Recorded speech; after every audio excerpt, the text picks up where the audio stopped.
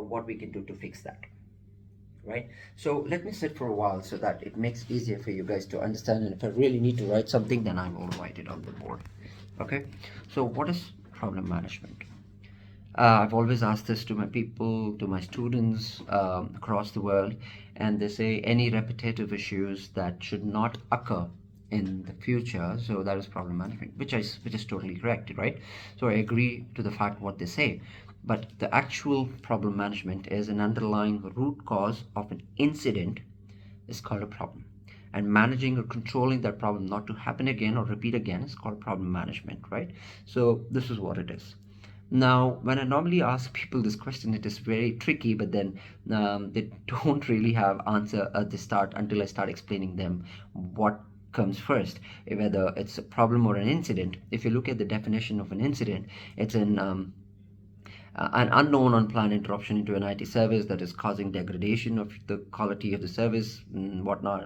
It's a book-related terminology. I don't believe in it. So, but an unknown unplanned interruption into an IT service that is hampering the users or the business to do their normal work is an incident, right? So, what is a problem management? An underlying root cause, the underlying cause of that incident. So there must be a cause, that is when an incident has occurred.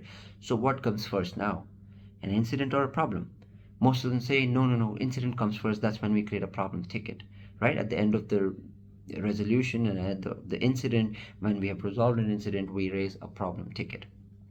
I agree, but logically speaking, incident occurred because um, there was a problem somewhere. Don't you agree with me?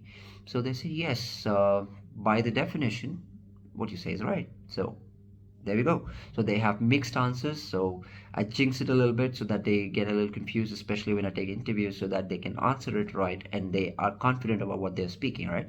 So the real answer is there is always somewhere some problem. That's when an incident occurs, right? But if talking about the process, talking about a tool where you're using a ticket, talking about arresting the situation, problem may not be visible at the start unless it is shown up, right? Somewhere it is really exploded, and that's when an incident is shown up, and we resolve that incident first, and then we open a problem ticket why that incident happened. Now this is where the types of problem management comes, right? The proactive problem management, which I gave you the example of the shop, where with one click of a button he was able to save his entire shop, where the automated systems were completely blocking those outsiders with the weapon to come in, right? It's a proactive problem management. An incident hadn't occurred though, right? And how did he even get to know that there are people who were coming inside the shop to loot him with the weapons? Event management, which I told you, it's a monitoring tools, could be a cameras, right? There tons and tons of tools that actually, and I'm actually exaggerating there. There are a lot of tools of monitoring tools. You have netmon, you have Splunk, you have network monitoring tools, and widely used is Netcool, IBM Netcool, and stuff like that, right? So event management helped me identify proactive problem management, correct? So if you see the sequence, there was an event that was going to occur, but because it was identified sooner, so there was a proactive problem management.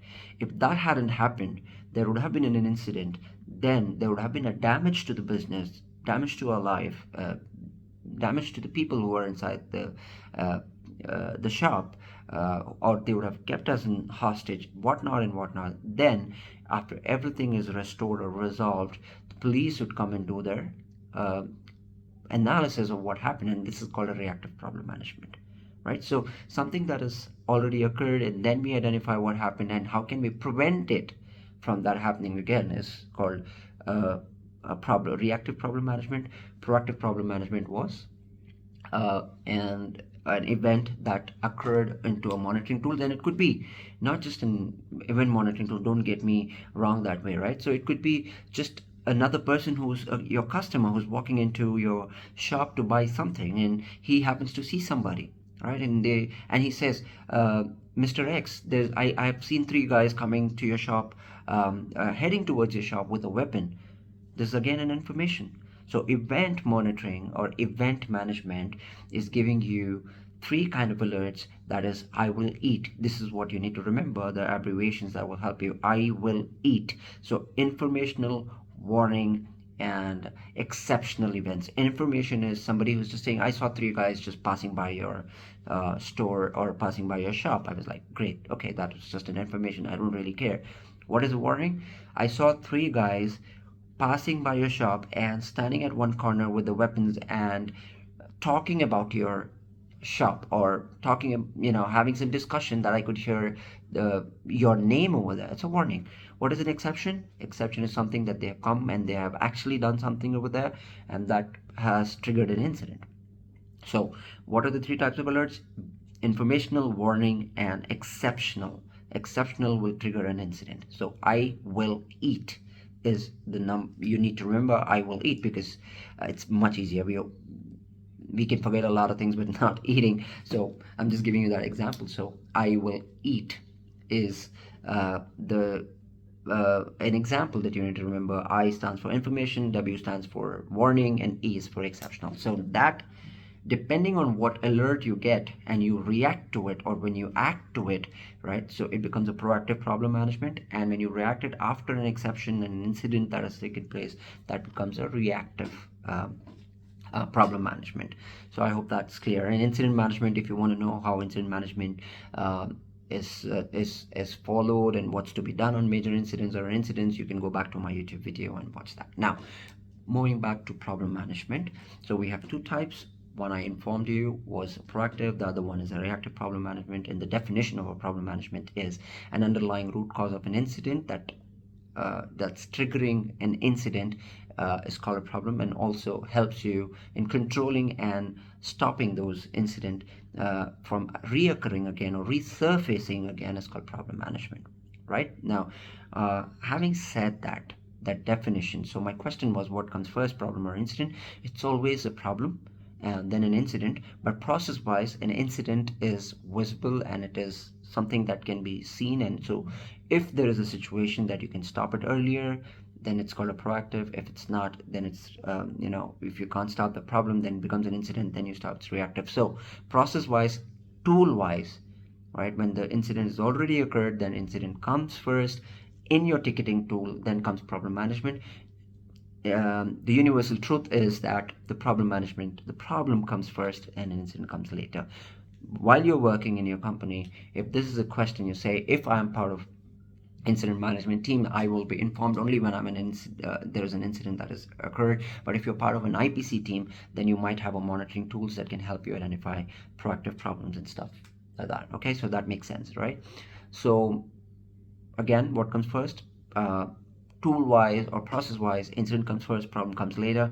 But in terms of in reality, the problem comes first and incident comes later. That's clear. Now, when we have to talk about problem management, excuse me, the definition is very clear to us. An underlying cause of an incident is problem, and we need to stop that cause. So we need to kill the cause completely. When I say kill the cause, we'll come to that. I'll explain that in more descriptively so that you all get it. When I say we have to kill the cause, I'm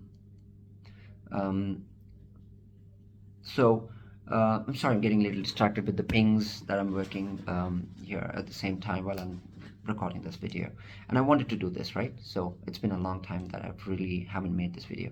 Okay, now problem management is something very, very critical. If you do not actually do this, you will see recurring incidents. The number of incidents that you will have it in your infrastructure or in your company will be more.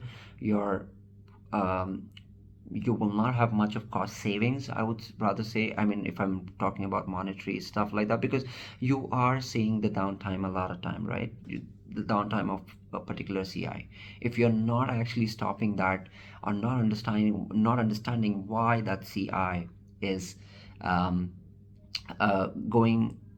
breaking down or going down again and again, if you're not doing problem management, it will continue to do so. So that is why it is important to stop that recurrence of that particular CI. And it also says problem management is a holistic approach.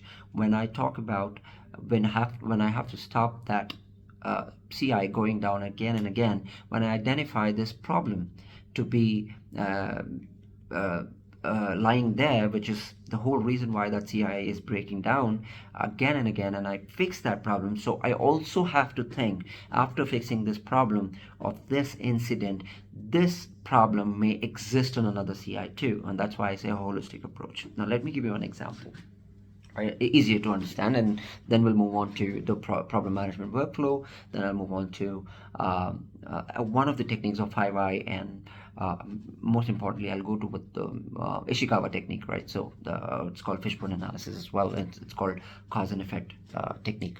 Okay, all right, let me start talking to you about problem management. And when I said problem management, I want to start off with asking you this question which I had in my mind, and